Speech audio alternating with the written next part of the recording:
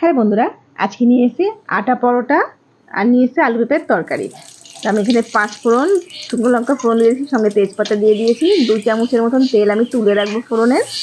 আলু পেঁপেটা দিয়ে একটু ভাজা ভাজা করে নেব।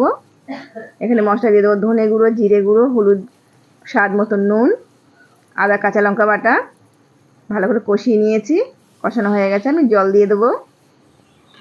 এখানে তাওয়াটা বসিয়ে দিয়ে দিলাম। তো আমি এখানে আটা যে পরোটাটা করব সেটা আমি ভালো করে বেলে নিয়ে একদম পাতলা করে বেলেছি। আমি কিন্তু কোনো ময়ম ছাড়াই আটাটা মেখেছি। এইভাবে পরোটা করলে খুব সুন্দর নরম হয়। তা আমি এই যে একটু 2 চামচ দিয়ে আমি তুলে রেখেছিলাম তেলটা ফোড়নের, সেটার মধ্যে আমি একটু গুঁড়ো মশলা দিয়ে ভেজে রাখা গুঁড়ো মশলা দিয়েছি বন্ধুরা। তো দেখতে পারো আমার পরোটা অনেক নরম হয়েছে। সকালের ব্রেকফাস্টের জন্য কিন্তু আমি এটাই রেডি রয়েছে। আমার ভিডিও যদি ভালো লাগে অবশ্যই জানাবেন। নমস্কার।